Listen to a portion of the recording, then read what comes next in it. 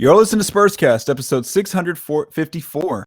My name is Paul Garcia, and I am your host here on the Spurscast. Today, I'll be joined by Project Spurs writer Collin Reid. In this episode, Collin and I will provide some cap space scenarios and projections for the Spurs this offseason. Let's jump right into this episode with Collin. Collin, how you doing? I'm doing great. How are you doing? I'm doing very well myself. You know, it's now officially the offseason for the Spurs, and they got a long way to go. So, Spurscast listeners, we're going to try to just talk with nothing going on with the team right now. We're going to talk about just different things all this offseason. So I know right now I want to focus initially on what the cap space projections look like for the Spurs, even though things could change as we start figuring out who's gonna, what players are they giving qualifying offers to, and what players they're gonna release, and then of course what happens with those draft picks in the next 2 months is also a big factor in what decisions the Spurs make. So let's begin, Collin. And so what we're really gonna do, Spurscast listeners, is we're really just gonna break apart the team where it stands right now, going into into this summer when free agency begins on July 1st. So we're gonna first begin. Topic one is players on guaranteed deals, and like I've mentioned before in the last few episodes, if you want to see a lot of these numbers, we are providing them now in visual format. So if you go to our YouTube page, our Project Spurs Network YouTube, you will be able to see some of these slides that Collin and I look at. And again, I know that I'm going to read a lot of numbers here, so this is a little bit more easier to read on the eyes instead of just listening to all these different figures. So let's first talk about, Collin, the players on guaranteed deals. And there's 11 players here, and and I'm going to talk about some specific players who aren't even on the team yet. So we have Dejounte Murray. He's entering this year. He's going to be making $16.5 million. Then you have Doug McDermott, who's making $13.7 million. Josh Richardson, $12.1 million. Jakob Poeltl, $9.3 million. Romeo Langford, $5.6 million. Then the Spurs' projected 9th pick right now in the lottery, it would make $4.9 million. So again, that's a projected right there because that's not for sure. The Spurs can end up, maybe they strike gold and they get the number one overall pick, or maybe they get a top 4 pick, or maybe they don't do so well in the lottery and they end up getting, falling all the way back to like 12 to 14, just a very terrible draft position, but for the lottery. But again, that could happen. We just don't know. So again, that's projected right now. That player would be $4.9 million. His salary in year one. And again, if the pick is lower, like in the top 1 through like 8, well, then the salary is going to increase. If the pick's lower than 9th, though, or falls behind 9th, then the salary will decrease. You got Devin Vassell then at $4.4 million, Josh Primo at $4.1 million, Keldon Johnson at $3.8 million. And then recently, something that we just learned was that the NBA did have their random drawing. And so the Spurs will get the 20th pick in the first round from the Toronto Raptors, and that player will make $2.8 million. And then they're also going to get the 25th pick from Boston, and that player will earn $2.3 million if that player gets drafted and then signs with the Spurs. So, Collin, what are your before we go to some of these notes about these players' contracts, what are some of your thoughts on just these 11 players when you throw in the 3 draft picks? So I could be mistaken, but my understanding is, just for kind of people to put it in the ledger of, is the league rigged against the Spurs? I think the Toronto pick was a coin flip that was more favorable. Yes. And the correct. Boston was like a 3-way coin flip that was the least favorable, if I'm understanding correctly. That's correct. So it's one of them worked out well, the other one maybe not so much. But with how well Boston finished the season, the 25th pick is honestly, I wasn't keeping track of the record all the way, but I was like, oh man, like the Spurs aren't really getting that great of a record. And the Spurs sent out Detroit's 2nd round pick in that deal, if I'm remembering correctly, right? So like they really all they did was they got Josh Richardson, the pick swap in 2028, Romeo Langford, and they just moved up like 6 or 7 spots in the draft with that pick, which you can do a little bit of like theory on that. Like that 31st pick is actually pretty valuable because you can sign a player to whatever contract. It doesn't have to be the rookie scale contract, but 25 is still significantly higher than 31 that you can find a quality player there. So it kind of goes around. I think at first it was like, whoa, a 1st round pick. And then it's like, well, it's like 7 spots higher. It's not like this brand new pick that wasn't existing before. Looking at these contracts and looking at, if the Spurs pop with one of these picks, or if they do get, into the top 4 picks, then they have something on their hands. But if they don't, and they're still kind of in this like trying to see what they have with their players, but also trying to accumulate assets, trying to do a little bit of both. What I see with their contracts is that they're all at this perfect amount for making trades.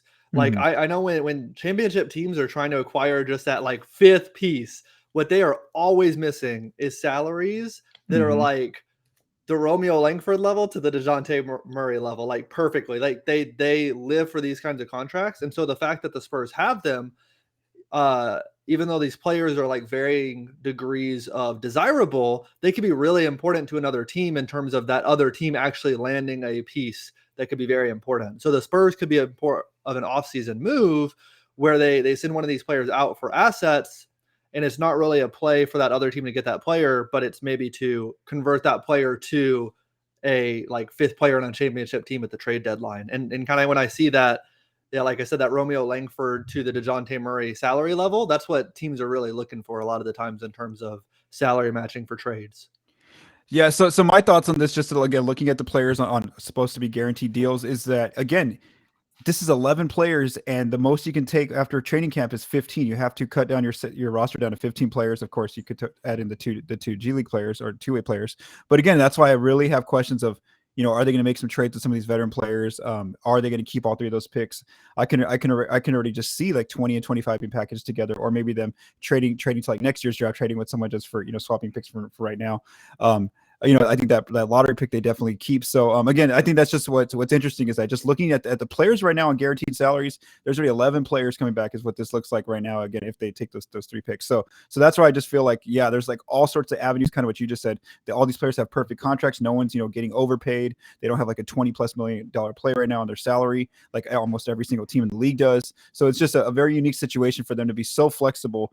And I do wonder, again, what roster space, what decisions they do make. Now, let's talk about some contract notes for some of these players. And I do want to give credit to ESPN's Bobby Marks. He writes these excellent offseason articles every single year on all 30 teams. And so, of course, when the Spurs got knocked out of the play-in tournament, well, then Bobby released his on the Spurs. So, again, all this information does pretty much come from Bobby. He notes some notables. Keldon Johnson is extension eligible until the final day before the regular season begins. So that's about mid-October. And Collin, you mentioned this 2 weeks ago on the Spurscast that was something to watch. Now, Bobby has noted that in the past, the only two players that the Spurs have recently, signed these rookie extensions to were Derek White and Dejounte Murray. Again, they let Lonnie Walker he's going to go into restricted free agency. They let Jakob Poeltl go into restricted free agency, and then it ended up working out for them. They got a very team-friendly contract with Jakob. And then other players, they've let just walk away at times. So again, they have until the final day before the regular season. And in the past, if they do sign Keldon, Bobby notes that, they did it basically the eve before on signing Derek White and Dejounte Murray. They waited all the way to October basically to get that done. Right now, Bobby is projecting Keldon's annual salary to be about that $18 million range. So again, if he were to sign an extension, that's kind of where it looks like. And again, he fits right in there, Collin, like you mentioned, with the players who are making less than $20 million on this team. If there's no extension for Keldon, well, then he will become a restricted free agent next offseason. Dejounte Murray is eligible right now to sign a 3-year, $95.2 million extension per Bobby up until the last day of the regular season. So they have basically up until April of next year now to sign Dejounte to a 3-year extension, considering he just made the All-Star team. And then Jakob Poeltl can sign a 4-year, $61.5 million extension, according to Bobby right now. So did you have any thoughts, Collin, about some of these, future roster moves if they were to make some of these extensions? Yeah, I think, in a vacuum, thinking of having Keldon Johnson, the player, especially the player who was performing at the level that he was after the trade deadline on that deal, like that sounds like a win to me overall. Like that sounds like something that a team would be down for. Mm-hmm. My difficulty with this, and I'm sure that as you've been looking through these contracts too, it's hard to know what is a good or bad decision when you don't really know what the team's objectives are. Like, yeah. Are they trying to build a championship core through the draft? Are they trying to make the play-in every year? Like, are they trying to see if this core can have home court advantage in the play? Like, we have no idea what they're even looking for. Like, if they're happy with like the 6 to 10 seed, then like keep things going as they are. But if they want to push higher in the near term, which I think might be a mistake, or if they want to push lower, then like some of these deals are hard because like we know how good Keldon did play for the Spurs, but like is he pushing you to that home court advantage in the playoffs type of level with just him alone? Is he helping you get a lottery pick? No, like he's too good for that too. So a lot of these moves are really difficult for me because I'm not quite sure what the Spurs are aiming for. If they're aiming for what they've gotten the last couple of years, then like I think that's a perfect extension for them. I'm wondering, like, at what point do they set their sights on something different than the 8th to 10th seed here? Yeah, I'm really struggling right now with whether it's almost like the Lonnie question from just a year ago. We kept up until the deadline. We were kind of debating, is Lonnie going to get the extension or not? And it's kind of like what you just said. I kind of just, what is their team goals? We know Pop said this is a rebuilding year. He kind of said that multiple times. But even though their aim to players was to get into that, get into the playoffs or / play in tournament, so they at least did that part. They didn't get into the full playoffs. They were very disappointed with that. And so I hear what you're saying there. It's just like, and more teams will have cap space next off season. So do they want to take that gamble? But again, it would really be a bet on the Spurs' part of, like, if they don't give him the extension, and they let him go into restricted free agency, are they sure that no team's going to offer a big offer sheet to him? And I just feel like if he doesn't make the All-Star team this coming season, then I just don't think that's going to happen. And right now I don't see. Yes, I see him improving and going up a level, but I'm not sure quite yet from what I've seen, especially with Dejounte being the main playmaker on this team, that he's ready to jump next season immediately to an All-Star level. Again, maybe it happens, maybe it does, but I can't tell right now based on what I've seen. I know that he's improving. He had a really good stretch from basically the trade deadline on to the end of the season, but I don't know if that's still yet at the All-Star level for him. So, in the Western Conference. So again, that's something where I wouldn't be surprised if they do give it to him, but then I also wouldn't be shocked if they don't. Like, it can go either way at this point. I really, just because of his age and you have him right now at that, if it's like in the $18 million range, like Bobby's projecting there, I think maybe you do it just because he's showing improvement every season, especially the fact that he's their best 3-point shooter right now. Mm-hmm. So I think maybe you do at that salary. 18 million is not too bad. If it's north of 20, maybe I wouldn't. I'd be more hesitant. Did you have any other comments about this? Yeah, I think that's actually a really interesting thing. I think the more we talk about it, the more I think I would let it go into the season and let this be a challenge year. If the Spurs end up having to pay Keldon a little bit more, that's okay. But I think my big thing here is he had historically been a pretty average or below average 3-point shooter. He started last season that way, and then he had this big explosion where he's hitting all of his shots. And we have seen in the NBA that players can have like these 5 or 6 month stretches where they're shooting really well, and like they have it once in their career. So I think shooting, because it is such a it's a skill that can like be so variable within like a smaller sample size, even of one season. I think you need to see it several seasons in a row to believe that that's real. And if he is that 3-point shooter, he is incredibly valuable to the team. But for me, I am worried that it is a one season kind of anomaly. And I think that the Spurs need to have the answer to that question before they commit $18 million to him. And if they have to pay more next offseason, I think so be it. But that's such an important part of his value right now that if it was a one season fluke, then the extension would look like a mistake at that point. And I also like why I'd also be hesitant to give it to him is just defensively. I don't know what his upside is there. Like, he's like 6'6", so he's undersized, especially at the position that Pop plays him at. And so what if they go into the offseason and what if they end up getting a really good draft pick and they draft someone who's like a really good 4, so that person ends up starting? Or what if they make a trade for someone, or sign a free agent? Again, if they have plans at the 4, and then maybe they don't do as much small ball. Is Keldon really going to be the player they wanted at the 3, or did maybe Devin Vassell takes the leap, and then you want him at your 3, and then So I just think that, and then maybe Josh Primo is your 2, and you got Dejounte there at the 1. So again, positionally, defensively, I don't know if the 18 million, if that's going to be something they want to do right now, especially with all the different moves they could do to get better. Because we know that they're going to want to crash the glass next year, because that's something they all talked about. The players, Coach Pop talked about it. Rebounding was a huge issue for this team, and I think that's definitely something they're going to target in this offseason, whether it's through the draft, through free agency, or through trades. So again, I think right now, where I'm at, I'm a little bit more hesitant, like kind of like how I understand you are from what I can tell by your comments. So yeah, I mean, I think we both wouldn't be surprised if they did give him the extension. So just because of the way he played down the stretch there, and plus because of how young he is. All right, so now let's go into our second topic, Collin, here, and this is the players on non-guaranteed deals. So these players do have deadlines for the Spurs to make a decision on them this offseason before their contracts become guaranteed. And so there's 4 players in this group. So now, if they were to guarantee all these players, well, now, hey, your team's full. You have 15 players when you talk about the 11 before. So let's first start off with Zach Collins. His guarantee date is June 24th for this coming season, so he's expected to make 7.3 million. As long as he's on the roster past June 24th, he will get that full 7.3. If they were to waive him before June 24th, well, then he still gets a partially guaranteed 3.6 million. So that's Zach's case. I feel like he played well enough where I think they're going to guarantee him. I think they like what they saw from him, especially as a big off the bench, as a backup 5 to Jakob Poeltl. Keita Bates-Diop, he's a non-guaranteed 1.8 million. His contract does guarantee on the first day of the regular season, so this is about mid-October, again the first day before the regular season starts. He's a player who I'm not so sure. I wouldn't be surprised if they let him go, just because maybe they could give those minutes to like one of these draft picks that they're gonna draft, or I just feel like there's more opportunity for other players. Aside from Bates-Diop. Tre Jones has a $1.7 million non-guaranteed right now. His contract becomes $500,000 guaranteed on August 1st.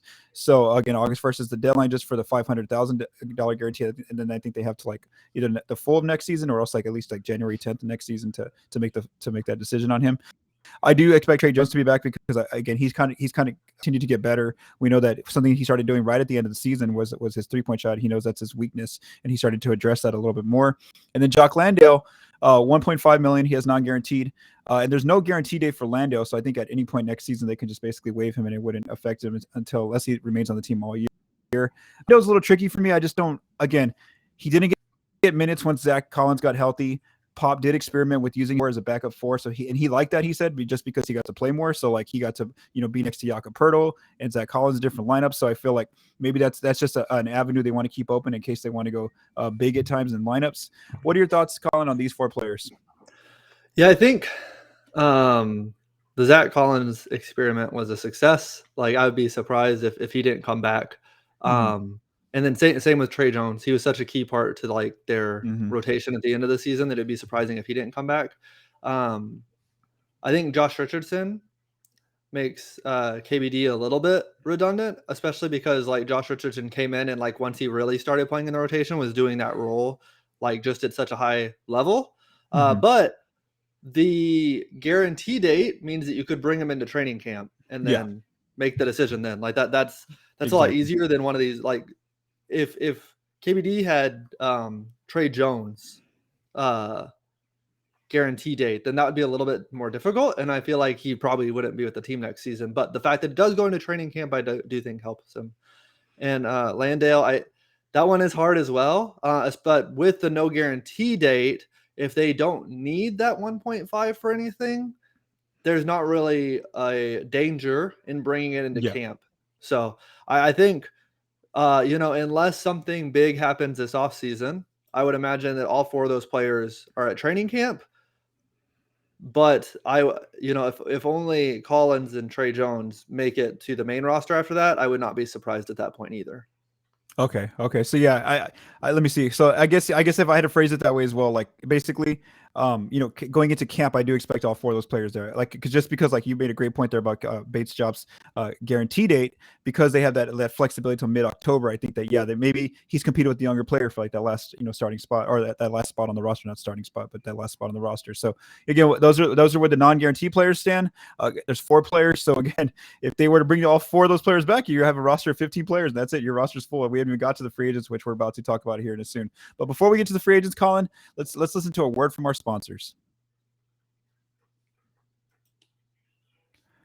All right, so now, Colin, the last players we're going to talk about here are the free agents, the players going into free agency, and there's really one main player here who's like who's going to get a lot of the attention for the Spurs this offseason. That's Lonnie Walker IV. So there are 5 players going into free agency this offseason. We have Lonnie Walker IV, who has a $13.3 million cap hold on the Spurs' salary sheet. And so again, Spurscast listeners, cap holds just mean that until you renounce that cap hold or that player signs with another team, that player is on your books for now. They're not going to make $13.3 million, but right now there's a little slot on the cap sheet for that hold of $13.3 million, and it allows the team to be over the cap and re-sign that player for an amount there if they wanted to. So again, it stays on the roster sheet, the salary cap sheet, until you either renounce it as a team or that player re-signs with you, or they sign elsewhere. So again, for now, all these cap holds do stay on for these players. So Lonnie's got the biggest cap hold at $13.3 million. You have Devontae Kaycock with the $2 million cap hold. Joe Wieskamp, a $1.8 million cap hold. DJ Stewart Jr., a $1.6 million cap hold, and then Robert Woodard II with a $1.6 million cap hold as well. Just some notes on all five of these players, should I say, is June 29th is the final day for the Spurs to tender these players qualifying offers. So what that means is that if the Spurs want to make any of these players restricted free agents, they have to tender them a qualifying offer. Lonnie's is $6.3 million. And then the other players all stay at their salary right there. And so what this does is it gives the player, the player becomes a restricted free agent. So once free agency begins and negotiations start, let's say Lonnie wanted to sign with another team. That team gives Lonnie an offer sheet, and then that offer sheet gets to the Spurs, and they have 48 hours to either decide, are we going to match it and keep Lonnie at those terms, or are we going to decline it, and then now Lonnie can go sign elsewhere. So that's kind of how restricted free agency works. And then Stewart and Woodard's cap holds are for two-way contracts, according to Bobby Marks. So again, the big name here is Lonnie. What are your thoughts, Collin, on these players? Just I guess what are your initial thoughts on these five players? So I'm interested to see what happens with Lonnie, just because like in a situation last year, even with some of the restricted free agents that were not maybe happy with their current situation, it still took them quite a while to find a home. And part of the reason for that is because it's difficult for a team to sign a player of like Lonnie's value to a contract early on in the offseason and tie up that much cap space for 2 days. And so I would not be surprised if we get into free agency and the Spurs say, oh, you know what? We had offered Lonnie a qualifying offer, but, we want him to be able to find the best deal out there for him. So we're going to rescind the qualifying offer so he can be a free agent and go find what he needs. Because I think at some point, I just don't know where he fits on this team. I don't know kind of what this team is trying to do, like we said. But I am personally expecting him not to be back. And if a team doesn't bite on him quickly, I think that they do want that $13.3 million cap hold to do something with, whatever that might be, whether that's like salary dump from another team and getting some assets along the way or something. But I think if it's taking another team a while to bite on that, they rescind the qualifying offer and let him be an unrestricted free agent and find the deal he needs to find. With the other players, it is kind of hard. Do you know with Wieskamp? Okay, so he only had 1 year of a 2-year deal, but he got converted to a full contract. Could he go back to a 2-year deal, or is that? Yeah, I'm not too familiar. I would have to look that up. Yeah, so I do wonder.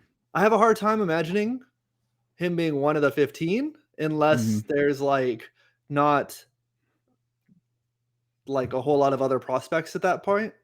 But I could see him being a two-way guy if that was within the rules. I know you have 2 years of two-way eligibility. So if he is eligible to be a two-way again, even though he had a full NBA contract, I could see him coming back on a two-way again. But those are really the only two players I have strong opinions on. The other ones are kind of like those training camp things where, they come into camp and if they work out, they work out. But if not, whatever other like fringe NBA player or international player will make that spot instead kind of thing. Okay, so my thought on Lonnie is, I just don't understand who I don't know who they're competing with for him. There's like maybe 3 or 4 teams that are going to have real like real cap space past the mid-level exception, and so I really feel like it's almost going to be that Kyle Anderson question from a few years ago when Kyle left the Spurs. He went to Memphis. He signed, there for the MLE. They gave him the full mid-level exception, and I really feel like that's what Lonnie's. That's a teams are going to offer him. That I can't see him getting past the MLE. Just because there's not a lot of free agents, and then the marquee free agents are going to get a little bit more, of that cap space that's available. So I really feel like it's going to be in the Spurs' decision. If he gets offered from another team, the mid-level exception, maybe 3 or 4 years, I do wonder if the Spurs are going to just decide. That's where it comes to that Kyle Anderson question for the Spurs. Are they going to match it and just keep him at that rate at that amount, or are they going to just decline it and then let him walk in? You brought up a great point, Collin, is that after about 5 or 10 days of restricted free agency, the team can rescind the qualifying offer where they pull it, like you mentioned, and then that player becomes a unrestricted free agent. So I could definitely see that happening. As far as Lonnie coming back, I mean, it would just be really strong from the Spurs that they really liked his performance after the trade deadline when he got a little bit more opportunity. He was a little bit more consistent. But again, I just don't know long term what his role would be on this team. I could see him be as like that 6-man scorer, but again, like defensively, they're just I don't know. I'm just not I'm kind of with you. I'm just not as sold that they're going to bring it back right now. Maybe they do, but again, right now from what I've seen, I feel like they might want to do something different there on the bench with him. That position, should I say? And then also out of those players, I don't have strong opinions either of a lot of those players, but I would just say Wieskamp is the player to watch, just because I feel like, he got a little bit more opportunity in San Antonio. I know it was a lot of garbage minutes, but there was still a reason why. I think they drafted him second. They gave him initially a 2-way, then they converted him to an NBA, and they gave him a little bit more opportunity. And I don't know who the player was that I mentioned here on the Spurscast before. I think it was like Keldon or somebody who basically said like he's like one of their best shooters on the team, even though he can't show it because he doesn't play that much with San Antonio. But I really feel like maybe if they want him to develop into one of their prime shooters, that's a player they might want to continue to have on the roster, maybe at the 14th or 15th spot, especially considering this is still an issue for the team, is that they're a very low volume 3-point shooting team, and you need to keep as many possibilities of a shooter out there as you can. So again, those are the kind of my thoughts on those players going into restricted free agency. A lot of them could be restricted free agents, even though I don't think a lot of them will be. And again, there's 5 players there, so they definitely can't bring back all 5 players, because then your team's like at 18 now, at that point. All right, so now, Collin, let's talk about the, now that we've kind of, again, Spurscasters, we've broken down all of the different, the players, from guaranteed players to non-guaranteed players, and then all the way to the free agents. So now let's talk about the different early avenues the Spurs can go in regarding their cap space. So we're going to go through a few scenarios here. Let's just say the Spurs brought everybody back. Well, that's going to be impossible. I mean, it's not impossible, but it's just not going to happen. The reason why we say that is because that would be 20 players. If you brought everyone back from last season plus the new draft picks, that would be just $8.7 million in cap space if you're the Spurs. So they're not going to do that. We can cross that scenario out. Now let's just say that this is just a little bit more realistic. Maybe they use those 3 picks. They bring back Lonnie, or they at least keep his cap hold on the book, and then they bring back all the non-guaranteed players. This is Trey Jones, Landale, Keita Bates-Diop, and Zach Collins. So now that's 16 players. Your roster's already over again, and you have $15.8 million in cap space. Let's say that they let Lonnie walk and all the other free agents. They keep the 3 picks, and they keep all the players on non-guaranteed deals. In this scenario, your team's still full now. You have 15 players, but you do have $29 million in cap space. The last 2 scenarios, let's say that they keep all 3 picks. They keep only Trey Jones and Zach Collins. That means you have 13 players with 2 open roster spots, and now you got $32.6 million. So you have $32 million here. And then the last scenario is, what is their maximum cap space? What's the most cap space the Spurs could open if they keep the 3 picks only? So this requires them waiving Zach Collins, Trey Jones, letting all the free agents walk. This would be 11 players on your roster, and you have $37 million in cap space. And so just again, so basically their avenues for cap space are basically about, like, I'd say it's 29 to about 37 million. If you keep Lonnie involved, then it's about 16 million with his cap hold. So just again, we're not saying that the Spurs are linked to any of these players. We're just saying, who are some of the notable names out there, the marquee free agents right now are going to be Deandre Ayton, who's a restricted free agent. What would his max be? His max would be 30.5 million. So you're able to cover that in some of these different scenarios. Zach Levine is an unrestricted free agent. He's one of the marquee names out there, one of the big name players. His max would be 36.6 million. So the way you get to his is either trading some players, opening up as much cap space as you can, or maybe trading some of those picks again. So there's different avenues to get a player, like not get a player, but offer a player like Zach Levine a max contract. And then the last player, again, just because he's a big name here in the free agent group, is Bradley Beal. He does have a player option, so he's not a free agent just yet. He would have to decline that player option. But if Beal were to decline the player option with Washington and then become an unrestricted free agent, well, then what would it take to sign a player like him? That would be $42.7 million. So that would require the Spurs, again, not only letting go of everybody and letting all the free agents go and opening up that $37 million, but then they'd have to make additional trades to even get in that ballpark to get to that $42.7 million. So again, that one probably looks very unrealistic. But Collin, what are your thoughts on just the different avenues they can go? And again, just so, again, we're not reporting that the Spurs are linked to these players, these free agents, but that's kind of, if they wanted to get a player like that or offer them at least a max offer sheet, this is the scenarios. Yeah, it's I think what's interesting to me is the idea of they could be linked to these players in the offseason. but not because they're going to sign them themselves, but because if a team wants to sign them, they could help facilitate that by taking on bad contracts that team has right now so that team can open up the space to sign these players.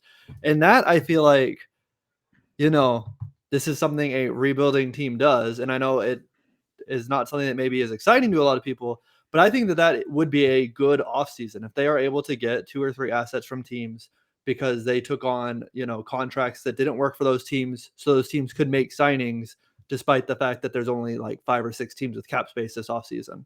I think that the Spurs working as kind of a salary dump team for other teams is maybe the best outcome. And because there's several marquee free agents on the market, but there aren't a whole lot of teams with cap space, those free agents, I don't see any of them coming to the Spurs. But the Spurs could be the San Antonio leverages and be the team that helps create that space for another team to make a run at some of these players. And I think that's the best case scenario. And I think, the Bradley Beal thing, if I have no idea why Bradley Beal would want to come to the Spurs, but let's say he did. You had talked about trading the 20th and 25th pick for like a future pick. That could be one way of getting closer. You still wouldn't get to 42, and that just kind of shows you the difficulty there. So I don't.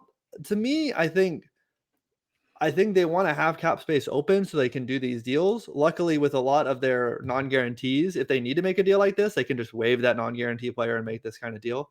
But I think that's their best case scenario in the offseason, and that is the best way they could be linked to one of these players. I think signing any of these players doesn't really make a whole lot of sense for the Spurs. And I think like Bradley Beal is basically coming from the exact same situation in Washington. And Zach Levine would be leaving a better situation in Chicago in terms of like on-court talent at this point. I think it's good that these players are out there because they could help the Spurs get some assets, but I don't think that the Spurs are going to be targeting any of them. But I do think that leaving open a good amount of cap space so that they can take on bad contracts or unwanted contracts for assets, I think is going to be an important part of their offseason. So my thoughts on that is very similar to yours, except in a little bit in a different direction. Is like looking at these amounts, 15 million, 29 million, 37 million. The reason why I think that's important is because if the Spurs have somebody they missed out on in past off seasons that maybe they want to try to trade for, I do feel like that's more of an opportunity now because you could package some of those picks. Maybe you could package one of the younger players. So I feel like that's more of an opportunity. So like, just again, I'm not reporting that they have any interest, but let's just say that they really did want John Collins last offseason, and we know that he signed with the, and maybe he's not happy after this year's playoffs ends. Well, then, hey, maybe the Spurs explore trying to trade for him. Well, then it makes it a little bit easier because again, they can absorb his salary with all that cap space that they have opened up, and then of course they would just take about it would be about what is it? What would Atlanta want in return? Would they want anything from San Antonio in return? So again, I just feel like there's more trade avenue possibilities, and kind of what you said, they could definitely be a leverage team for some of these marquee free agents. And also, I would also say one thing I thought you were going to say was if we do see some stuff like maybe Ayton's linked to the Spurs or Levine or Beal, it's probably because they're trying to drive up their agents are trying to get the Spurs. They're trying to link the Spurs' name in there to say, hey, San Antonio might offer max, just to get the other teams that they really want to go to, maybe to try to try to increase their offers as well. So again, we could see reporting like that in the offseason. So again, there's all sorts of different ways that the Spurs can go, and just like we've kind of noted here is just like all these different scenarios is that like the Spurs' roster is almost full already going into this offseason. Like it's very much like very almost close to full. Again, you can only max out at 15 players by the time the regular season starts, and then two-way players, so 17 max.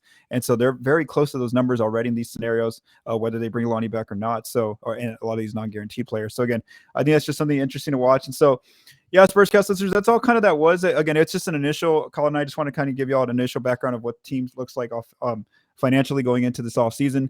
We know that again, like once the draft happens and the actual lottery, we'll know more. Exactly what the numbers will show. And then of course, as we get closer to that July 1st of free agency, we're going to see, we'll start seeing more reports about who the Spurs might be interested in, yada, yada, or maybe they have interest in trading for. So again, we'll get more details, of course, as the off season goes along. We just wanted to give you all an initial projection of what this team's different pathways could look like this off season. And it'll be very interesting because like we both don't know, what is the overall goal of this team? Is it to become a top 6 playoff team like Colin was mentioning, or is it still to kind of rebuild and get those assets and kind of keep developing these young guys? So again, we just don't know at this point.